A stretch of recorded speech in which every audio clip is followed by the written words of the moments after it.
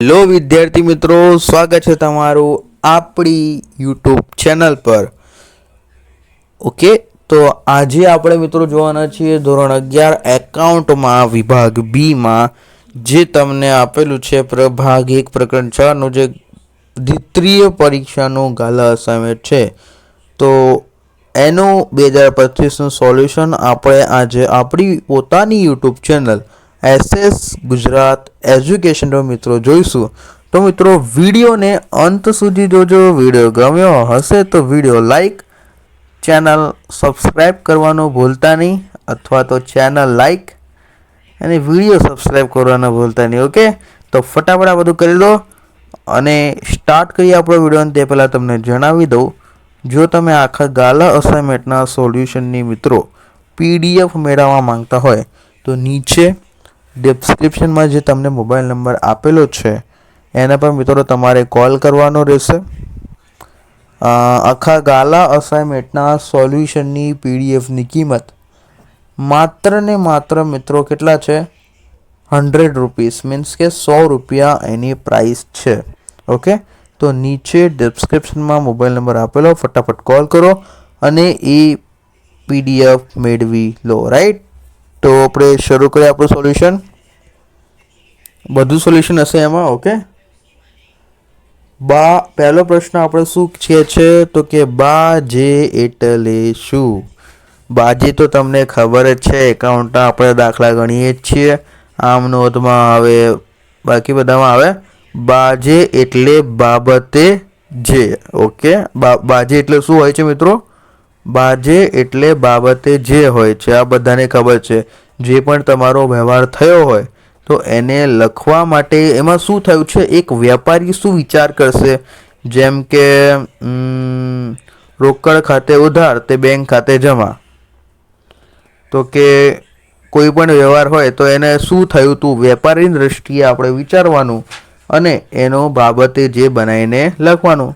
જેમ કે પછી આપણે કંઈ 50,000ના મૂડી લાવી તેના, 50,000ના દેવાદારો લાવ્યા તેના, અંગત રીતે માલ ગયો, આગથી નુકસાન થયું, વીમા પ્રીમિયમ થયું, એવું બધું વગેરે વગેરે હોય તો એ બધું બાબતે જેમાં લખવું પડે. કેમ કે આમ નોંધમાં તો ખાલી ખાતાઓ લખવામાં આવે છે, આમ નોંધમાં તો એ લખાશે નહીં, તો આપણે એમાં ખાલી એ લખવાનું.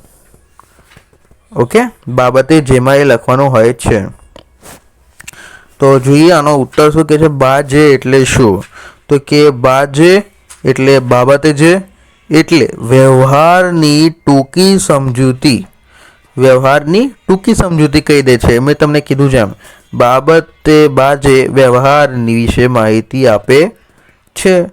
બાજે એટલે શું? બાજે બાબતે જે એટલે વ્યવહારની ટૂંકી સમજૂતી. બાજે વ્યવહારની વિશે માહિતી આપે છે. રાઈટ, ત્યારબાદ છે આપણો બીજા નંબરનો પ્રશ્ન, વેપારી વટાવ શા માટે આપવામાં આવે છે?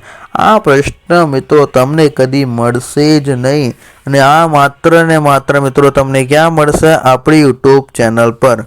ક્યાં મળશે? માત્ર ને માત્ર આપણી યુટ્યુબ ચેનલ પર. આપણી યુટ્યુબ ચેનલ પર આનું સોલ્યુશન મળશે. વેપારી વટાવ શા માટે આપવામાં આવે છે? તો જવાબ આનો આવે છે, છાપેલી કિંમત છૂટક વેપારીઓ માલ વેચે છે અને તેનાની ખર્ચા કાઢતા વ્યાજબી નફો મળી રહે, તેને માટે વેપારી વટાવ આપવામાં આવે છે.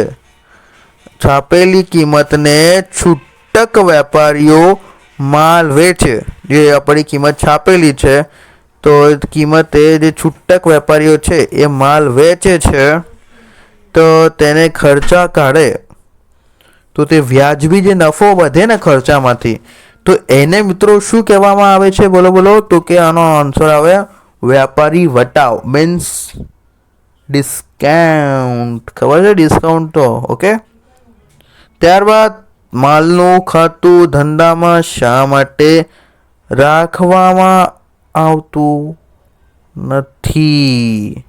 જે માલનું તમારું ખાતું હોય એ ધંધામાં શા માટે રાખવામાં આવતું નથી? તો કે માલનું ખાતું છે એ ધંધામાં રાખવામાં આવતું નથી, કારણ કે તેનાથી ખરીદી, વેચાણ, ખરીદ માલ પરત, વેચાણ માલ પરત વગેરે માહિતી મળતી નથી. જો એ માલનું ખાતું રાખે તો આ બધા ખાતા રાખે છે, બાકીના માલનું ખાતું રાખવામાં આવતું નથી. ઓકે, એકવાર ફરીથી મિત્રો જોઈ લઈએ. માલનું ખાતું ધંધામાં શા માટે રાખવામાં આવતું નથી, યાદ કરી લેજો મિત્રો. તમારા માટે રિપીટ બોલું છું. તો કે માલનું ખાતું ધંધામાં રાખવામાં આવતું નથી, કારણ કે તેનાથી ખરીદ વેચાણ, ખરીદ માલ પરત, વેચાણ માલ પરત વગેરે માહિતી આપણને મળતી નથી. ઓકે, તો તે માટે એક માલનું ખાતું રાખવામાં આવતું નથી. ત્યારબાદ બેંક ચાર્જીસ કોને કહે છે? બેંક ચાર્જીસ કોને કહેવામાં આવે છે? તો એ આપણને પૂછેલું છે. બેંક વેપારીને જે સેવા આપે છે અને તેના બદલામાં બેંક વેપારીને શું સેવા આપી રહી છે અને જે તેના બદલામાં અમુક રકમ જે ચાર્જ વસૂલ કરે છે ને મિત્રો, તેને શું કહેવાય છે? બેંક ચાર્જીસ કહે છે. તો કે બેંક વેપારીને જે સેવા આપે છે તેના બદલામાં અમુક રકમ વસૂલ કરે છે તેને બેંક ચાર્જીસ કહે છે. તેને શું કહેવામાં આવે છે? બેંક ચાર્જીસ એને કહેવામાં આવે છે. રાઈટ.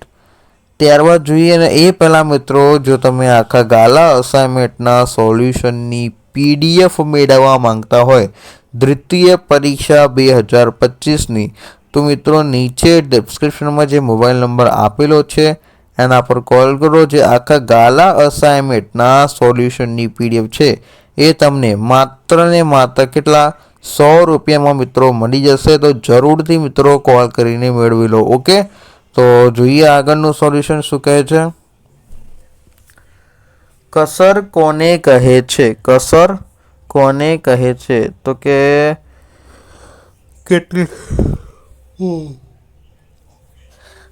કસર કોને કહે છે? કેટલીક વાર દેવા કે લેણાની પટાવટ પ્રસંગે, કેટલીક વાર દેવા કે લેણાની પટાવટ પ્રસંગે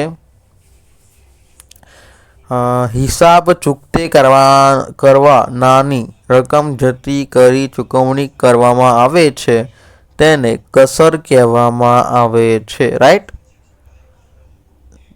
જોઈશું હવે 6 નંબરનું.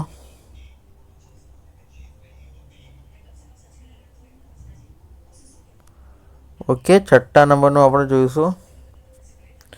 શા માટે ગ્રાહકને રોકડ વટાવનો લાભ આપવામાં આવે છે? શા માટે ગ્રાહકને રોકડ વટાવનો શું કહેવાય છે?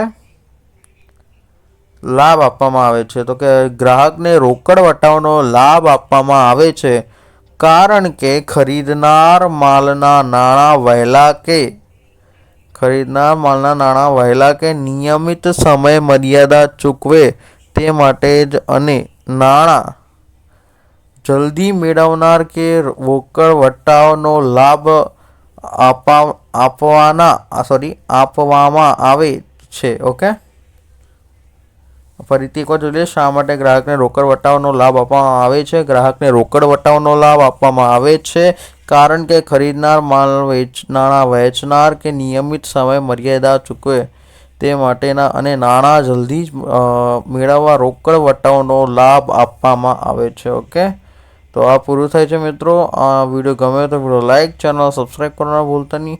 અને મિત્રો જો તમે આખા ગાલા અસાઇનમેન્ટના સોલ્યુશનની PDF મેળવવા માંગતા હોય તો નીચે ડિસ્ક્રિપ્શનમાં કોલ કરજો. ઓકે, આખા ગાલા અસાઇનમેન્ટના સોલ્યુશનની PDFની કિંમત માત્ર ને માત્ર શું છે 100 રૂપિયા છે. તો તમે એ કોલ કરીને મેળવી શકો છો. ઓકે, તો જરૂરથી મિત્રો શું કોલ કરીને મેળવી લો.